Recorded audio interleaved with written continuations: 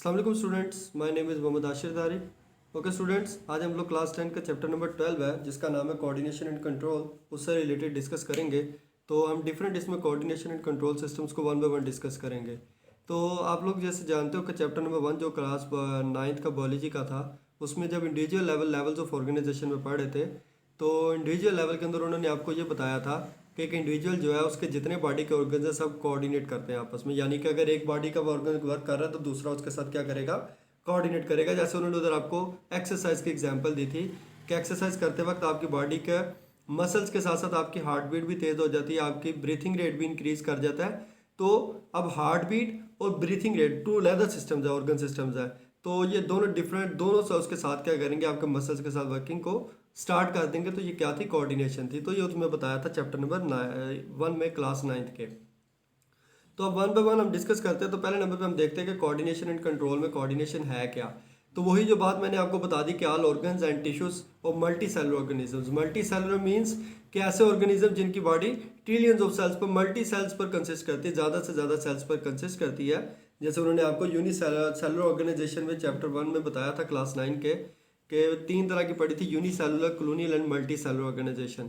तो multi cellular जो organisms हैं उनके अंदर जो कह रहे हैं कि जितने भी ऑर्गन्स और टिश्यूज हैं वो क्या कर रहे होते हैं, वो इंडिपेंडेंटली वर्क नहीं कर रहे थे, वो खाली अकेले काम नहीं करते, उनके साथ दूसरे ऑर्गन्स भी मिलकर क्या करते हैं, काम करते हैं। दूसरी चीज़ है कि all work together by coordination, और जितने के जितने ऑर्गन्स हैं वो सारे किस फिनोमिना के जरिए से कर रहे हैं, बाय द कोऑर्डिनेशन। वो सब के सब by the coordination phenomena work करते हैं। उसके बाद कोऑर्डिनेशन क्या करती है कि कोऑर्डिनेशन ऑर्गेनिज्म को इस काबिल बनाती है कि जो इस दुनिया में हो रहा है उसके इर्द गिर्द, उसके खिलाफ उसने क्या करना है, रिस्पॉन्ड करना है, यानी कि उसके खिलाफ उसने अपना काम करना। तो ये क्या हमारे पास कोऑर्डिनेशन कहलाएगी। जैसे अब मेरे इन्वायरमेंट है, तो मेरी इन्वायरमेंट में मैंने देखना कि आजकल गर्मी बहुत ज़्यादा है, तो मैंने उसके खिलाफ रिस्पॉन्ड करना है। तो मैं क्या करूँगा, मैं जो ब्रीक कपड़ा है, लोन के कपड़े, वो पहनना शुरू कर दूंगा। तो ये मैंने क्या किया है, रिस्पॉन्स किया है अपने इन्वायरमेंट के, जो हमारे इर्द गिर्द हो रहा है उसके खिलाफ, उसके मुताबिक। तो मेरे इर्द गिर्द यही था ना कि गर्मी थी, तो मैंने अपने आप को बचाना था उस गर्मी से, तो मैंने क्या किया, ब्रीक कपड़े पहनना शुरू कर दिया। तो ये मैंने उसके खिलाफ क्या कर दिया, रिस्पॉन्स कर दिया। तो ये कोऑर्डिनेशन है। ये क्या है, कोऑर्डिनेशन। अब गर्मी तो मेरे जिस्म को लग रही थी, लेकिन वर्किंग किसने की, मेरे मसल्स ने, मेरे ब्रेन ने। तो ये हमारे पास क्या था, कोऑर्डिनेशन। तो डिफरेंट ऑर्गन्स जो है वो मिलकर क्या करते हैं, वह काम करते हैं। तो ये हमारे पास कोऑर्डिनेशन है। अब उसके बाद हमारे पास कुछ एग्जांपल है एक के कोऑर्डिनेशन से रिलेटेड, कि एक लड़का है वो गेंद के पीछे भाग रहा है। अब वो गेंद के पीछे जब भाग रहा है तो उसके मसल्स तो वर्क कर रहे हैं, क्योंकि भागते वक्त उसकी टांगें काम कर रही हैं, हाथ भी काम कर रहे हैं। तो रनिंग के दरमियान में उसके मसल्स, 100 ऑफ मसल्स क्या कर रहे हैं, काम कर रहे हैं।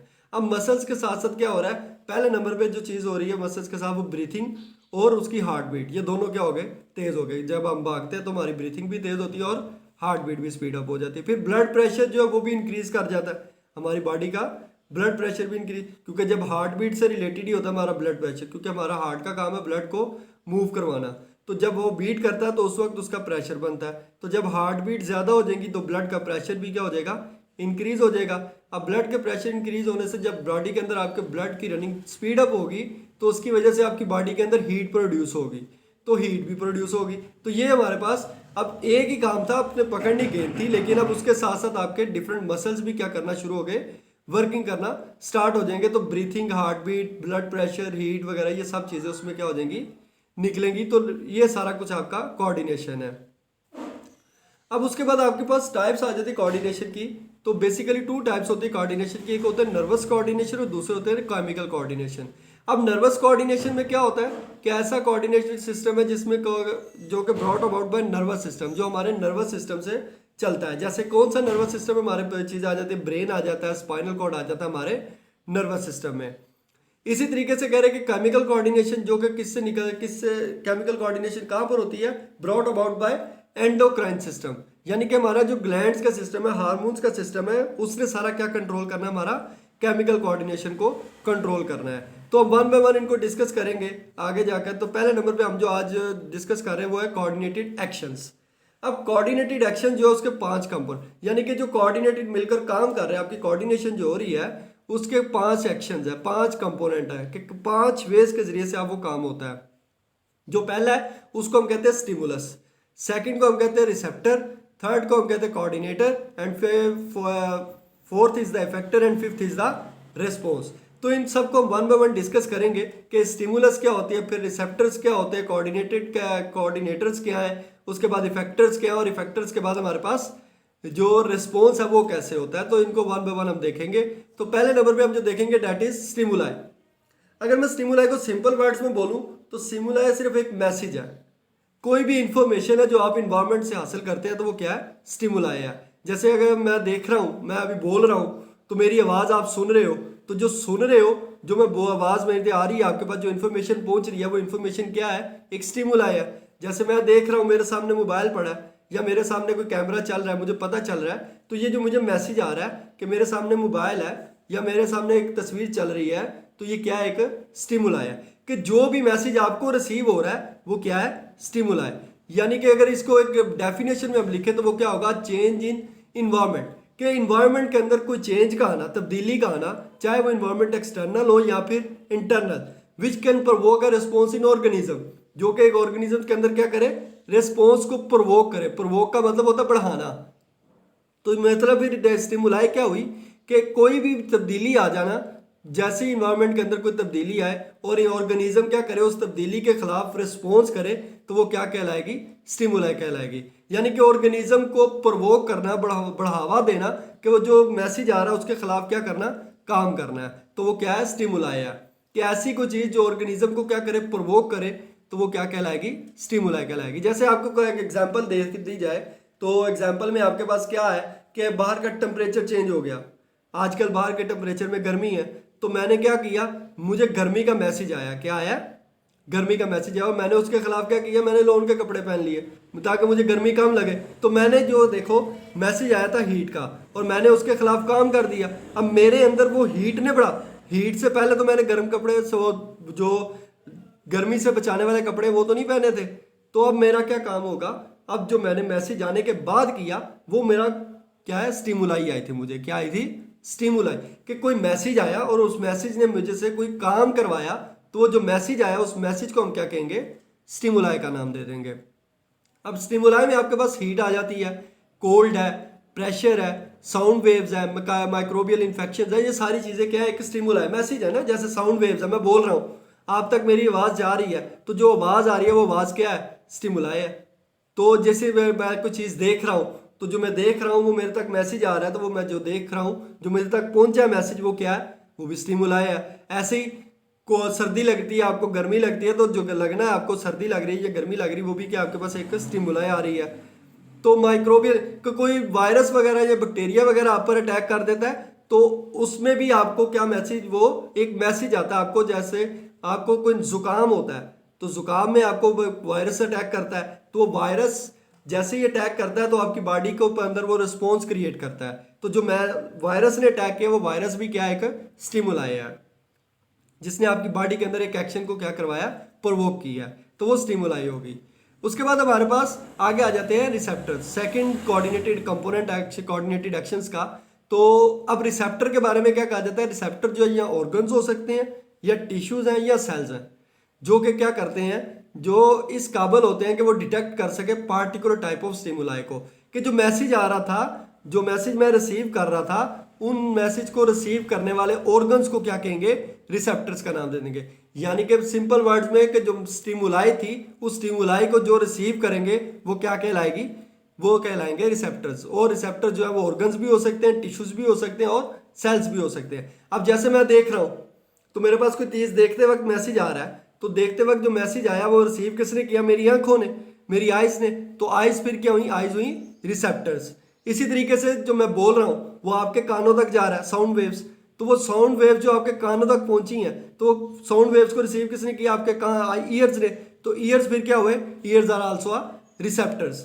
ऐसे कुछ केमिकल चेंज आता है या फिर स्मेलिंग होती है एयर में, तो उस एयर को जो स्मेल है उसको कौन डिटेक्ट करता है, आपकी नोज। तो नोज फिर क्या हुई, तो नोज हुई हमारे पास एक रिसेप्टर्स। तो बेसिक कि जो भी स्टिमुलाई आ रही है, जो मैसेज आ रहा है, उसको जो रिसीव करेगा वो क्या कहलाएगा, रिसेप्टर्स कहलाएगा। उसके बाद थर्ड कंपोनेंट आ जाता है, वो है कोऑर्डिनेटर्स। अब रिसेप्टर्स के बाद जैसे मैसेज आ गया, अब रिसेप्टर्स भी ऑर्गन्स हो सकते हैं, टिश्यूज हो सकते हैं, सेल्स हो सकते हैं। अब कोऑर्डिनेटर्स के बारे में ये कहा जाता है कि कोऑर्डिनेटर्स होते ही क्या है, वो ऑर्गन्स होते हैं। और इन्होंने क्या करना होता है कि रिसेप्टर से इंफॉर्मेशन लेनी है और उस मैसेज को सेंड कर देना कहाँ पर, ऑर्गन्स के पास, ताकि वो क्या कर सके, प्रॉपरली फंक्शनिंग कर सके। जैसे मैंने सुन रहा हूँ ना, मैं या आप मेरी बात सुन रहे हैं, तो मेरा मैसेज आप तक पहुंचा, कानों तक चला गया, कान आपके क्या थे, रिसेप्टर्स थे। अब रिसेप्टर्स के बाद वो मैसेज के आपको समझ के आ रही है, आप कैसे समझ रहे हो, जो मैं बोल रहा हूँ वो जा रहा है आपके ब्रेन के पास। किसके पास जा रहा है, ब्रेन के पास। तो यही वो बात बता रहे हैं कि क्या होगा कि ऑर्गन्स क्या करते हैं, ये ऑर्गन्स रिसेप्टर से मैसेज लेते हैं, रिसेप्टर से मैसेज लेने के बाद उसको आगे पास कर देते हैं दूसरे ऑर्गन के पास, ताकि आपकी बॉडी प्रॉपरली क्या कर सके, फंक्शनिंग कर सके। अब कोऑर्डिनेटर्स नर्वस कोऑर्डिनेशन में डिफरेंट है, और जो हमारे पास केमिकल कोऑर्डिनेशन है उसमें कोऑर्डिनेटर्स डिफरेंट होते हैं। जैसे नर्वस कोऑर्डिनेशन में अगर बात करते हो तो नर्वस कोऑर्डिनेशन में जो कोऑर्डिनेटर्स है वो ब्रेन एंड स्पाइनल कॉर्ड है, और जो केमिकल कोऑर्डिनेशन है तो केमिकल कोऑर्डिनेशन में जो कोऑर्डिनेटर्स हैं वो आ जाते हैं एंडोक्राइन ग्लैंड्स, यानी कि हमारे जितने भी हार्मोन्स वगैरह हैं, जो पिट्यूटरी ग्लैंड है, एड्रीनल ग्लैंड है, डिफरेंट ग्लैंड्स हमारे अंदर, गोनेड्स वगैरह, उन सब के अंदर वो क्या है, वो सारे इंक्लूड होते हैं, वो सारे कोऑर्डिनेटर्स हैं किसके, केमिकल कोऑर्डिनेशन में। लेकिन ब्रेन एंड स्पाइनल कॉर्ड किसका कोऑर्डिनेशन है, कोऑर्डिनेटर्स हैं नर्वस सिस्टम के, नर्वस कोऑर्डिनेशन के। तो कोऑर्डिनेटर्स की भी समझ आ गई कि ऐसे ऑर्गन जो रिसेप्टर से इंफॉर्मेशन लेते हैं और उसको आगे पास करवा देते हैं, ताकि आपकी बॉडी क्या कर सके, प्रॉपरली फंक्शनिंग कर सके। ऐसे ही आपके पास आगे आ जाता है fourth component of coordinated actions, that is effectors. अब कोऑर्डिनेटर्स के पास मैसेज आ गया, कोऑर्डिनेटर्स ने उसको आगे जिसको मैसेज को पास करना है, यानी कि फैक्टर्स बेसिकली क्या है, आपके बॉडी पार्ट्स हैं, यानी कि जिनको मैसेज जाना है। ये मैं अभी देखो, मैंने किसी को थप्पड़ लगाया, मेरी किसी से लड़ाई हो जाती है, तो लड़ाई वक्त मैं क्या करूंगा, मैं उसको थप्पड़ लगाऊंगा, तो या उसने मुझे लगाया, तो उसकी वजह से क्या हुआ कि उसने मसल्स को टच किया। अब मेरा मैसेज किसको पास गया, ये मेरे मसल्स को, जब जो मैं उसने थप्पड़ मारा वो स्टिमुलस थी, जो मैसेज पहुंचा वो कहां तक पहुंचा, वो पहुंचा रिसेप्टर्स के पास। रिसेप्टर से वो मैसेज किसके पास जाएगा, वो चला जाएगा कोऑर्डिनेटर्स के पास। अब कोऑर्डिनेटर्स क्या करेंगे, कोऑर्डिनेटर्स उस मैसेज को लेकर जाएंगे आपके बॉडी, डिफरेंट बॉडी पार्ट्स के पास, जो कि आपके क्या कहलाएंगे, जैसे मैंने कोई आगे रिस्पॉन्स करवाना है ना, कि मुझे उसने लगाया, थप्पड़ मारा था, तो मैं भी आगे से मारूंगा। तो जब मैं उसको थप्पड़ लगाऊंगा तो मैंने क्या, मेरे किस चीज़ ने काम किया, वो काम किया इफेक्टर्स ने, यानी कि मेरे बॉडी पार्ट्स ने। जो काम आपसे कोई करवा रहा है, जैसे कि कोऑर्डिनेटर्स के पास कोई मैसेज आया और उस कोऑर्डिनेटर्स ने आगे जिसको मैसेज पास किया है, वो कौन सी चीज़ थी, वो थे आपके बॉडी पार्ट्स, जिनको आप क्या नाम दोगे, इफेक्टर्स का नाम दोगे। तो इफेक्टर्स के बारे में क्या लिखा है, these are the body parts which receive message from the coordinators, जो कि मैसेज कहाँ से रिसीव कर रहे हैं, कोऑर्डिनेटर से रिसीव कर रहे हैं, और फिर क्या कर रहे हैं, एक रिस्पॉन्स प्रोड्यूस के काम करवा रहे हैं। जैसे मैंने आपको बताया कि मैंने भी आगे से थप्पड़ लगा दिया, तो मैसेज तो आया था ब्रेन के पास, ब्रेन ने फिर आगे किसको मैसेज दिया, आपके हाथों को, तो आपके हाथ फिर क्या हुए, वो कहलाए इफेक्टर्स, जो काम करते हैं। अब आप उसके बाद नर्वस कोऑर्डिनेशन में और केमिकल कोऑर्डिनेशन में जो इफेक्टर्स है वो डिफरेंट है। अब जैसे नर्वस कोऑर्डिनेशन की बात करते हैं, तो नर्वस कोऑर्डिनेशन में जो न्यूरॉन्स हैं वो क्या करती हैं, वो मैसेज को कोऑर्डिनेटर से लेकर जाती हैं, यानी कि आपके कोऑर्डिनेटर्स के पास मैसेज आ गया था ना, तो आगे हम कोऑर्डिनेटर से इफेक्टर्स के पास जाना है, तो जो कोऑर्डिनेटर से इफेक्टर्स के पास जाना है वो जाना है थ्रू द न्यूरॉन्स। यानी कि नर्वस सिस्टम में आपके चैप्टर नंबर 4 बायोलॉजी के क्लास 9 में बताया हुआ है, जब नर्व्स इश्यूज पढ़ रहे थे तो उसमें न्यूरॉन्स की डायग्राम भी बनाकर आपको दिखाई गई थी। तो उस न्यूरॉन्स के जरिए से आपकी बॉडी क्या करती है, जो कोऑर्डिनेटर्स हैं उधर से मैसेज लेकर आपके इफेक्टर्स के पास, यानी कि बॉडी पार्ट्स के पास जाएगा। और अब उसमें कौन कौन से मसल्स और ग्लैंड्स, नर्वस सिस्टम जो है, नर्वस कोऑर्डिनेशन में मैसेज किसके पास जाएगा, मसल्स के पास भी जाएगा और ग्लैंड्स के पास भी। जैसे कि मैंने अब थप्पड़ मारने की एग्जांपल दी, तो मेरे मसल्स नहीं वर्क किया ना हाथ के, तो मसल्स के पास मैसेज गया। उसके बाद सेकंड जो केमिकल कोऑर्डिनेशन, तो केमिकल कोऑर्डिनेशन में हार्मोन्स जो हैं, नर्वस कोऑर्डिनेशन में न्यूरॉन्स मैसेज लेके जाते हैं कोऑर्डिनेटर से, लेकिन केमिकल कोऑर्डिनेशन में क्या होगा कि हार्मोन्स हैं, वो हार्मोन्स मैसेज लेकर जाएंगे कोऑर्डिनेटर से डिफरेंट बॉडी टारगेट टिश्यूज तक, जो कि आपसे भी आगे क्या करवाएंगे, एक्शन परफॉर्म करवाएंगे। तो ये आपके पास क्या है, इफेक्टर से रिलेटेड है, यानी कि आपके बॉडी पार्ट्स जिनसे जरिए से आप काम करते हो या जो आगे रिस्पॉन्स करवाएंगे वो। आगे आ जाता है रिस्पॉन्स, यानी कि मैसेज अब इफेक्टर्स तक आ गया, मेरे मैसेज पहुंच गया था ब्रेन तक, मुझे थप्पड़ लगाया किसी ने, मैसेज चला गया ब्रेन तक कि मुझे किसी ने थप्पड़ लगाया, आगे मेरे ब्रेन ने कहा कि तुमने भी थप्पड़ लगाना है, तो मेरे कोऑर्डिनेटर ने क्या किया, वो मैसेज मेरे किसको दिया, आगे इफेक्टर्स को दे दिया, यानी कि मेरे मसल्स को दे दिया। अब मेरे इफेक्टर्स ने काम करना है, तो जो मेरे इफेक्टर्स काम करेंगे वो मैसेज आने के बाद कोऑर्डिनेटर से, वो काम क्या कहलाएगा, वो कहलाएगा रेस्पॉन्स। अब फॉर एग्जाम्पल मैंने कोई गर्म चीज पकड़ी, गर्म चीज को एकदम हाथ लगा, मैसेज किसको पास गया, आपके गर्म चीज थी वो तो स्टिमुलाई हो गई कि आपको पता चल गया कि ये चीज गर्म है। वो मैसेज किसके पास गया, आपकी फिंगर के पास, आपके फिंगर में थे रिसेप्टर्स, वो मैसेज को स्टिमुलाई को रिसीव किया किसने, रिसेप्टर्स ने। अब वो रिसेप्टर से मैसेज किधर के पास जाएगा, आपके ब्रेन के पास। तो ब्रेन के पास यानी कि कोऑर्डिनेटर, ब्रेन क्या आपका एक कोऑर्डिनेटर है, नर्वस कोऑर्डिनेटर। तो मैसेज जो आपके रिसेप्टर से ब्रेन तक गया, कोऑर्डिनेटर्स तक गया, वो मैसेज कौन लेके गया, न्यूरॉन्स लेकर गई। आगे जब कोऑर्डिनेटर से पास चला गया कि कोऑर्डिनेटर ने बता दिया आपको एक गर्म है, अब आपको ब्रेन ने कहना है कि हाथ पीछे करो। तो अब आपका कोऑर्डिनेटर क्या करेगा, वो मैसेज भेजेगा थ्रू द रिसेप्टर। वो किसके पास भेजेगा, रिसेप्टर, यानी कि आपके मसल्स के पास। तो आपके मसल्स के पास जैसे ही मैसेज आएगा तो आप एकदम हाथ को क्या कर लोगे, पीछे करोगे। तो जो आप हाथ पीछे करोगे वो रिस्पॉन्स कहलाएगा कि आपने उसके खिलाफ क्या किया, काम कर लिया। इसी तरीके से जो सूरजमुखी का फूल है, सनफ्लावर, उसकी मूवमेंट जो है वो देखते हो कि अक्सर किस तरफ होती है, सन की तरफ होती है। वो क्यों होती है, क्योंकि उसके अंदर मूवमेंट हो रही होती है। वो इस वजह से क्योंकि सनफ्लावर के अंदर एक मैकेनिज्म चल रहा होता है, और उस मैकेनिज्म के खिलाफ वो पूरे मैसेज के बाद कि यहाँ पर सूरज की रोशनी है, वो उस तरफ क्या करना शुरू कर देता है, मूव करना शुरू कर देता है। तो movement of flower of sunflower towards light, वो भी क्या एक रिस्पॉन्स है। तो ये हमारे पास आज का कोऑर्डिनेटेड एक्शन था। उम्मीद करता हूँ स्टूडेंट आप लोग को समझ आ गई होगी। कोई भी चीज़ इसमें इतनी डिफिकल्ट नहीं थी, बिल्कुल सिंपल से वर्ड्स थे। जैसे आपको उन्होंने कोऑर्डिनेटेड एक्शंस वगैरह सिंपल ही है, जब मैसेज का आना, फिर आगे रिसीव होना, रिसीव के बाद उस पर अमल होना, अमल होने के बाद फिर आगे आपके बॉडी पार्ट्स तक जाना, बॉडी पार्ट्स से फिर आगे काम करवाना। तो ये डिफरेंट 5 किस्म के कोऑर्डिनेटेड एक्शंस थे। ओके स्टूडेंट्स, थैंक यू, अल्लाह हाफिज़।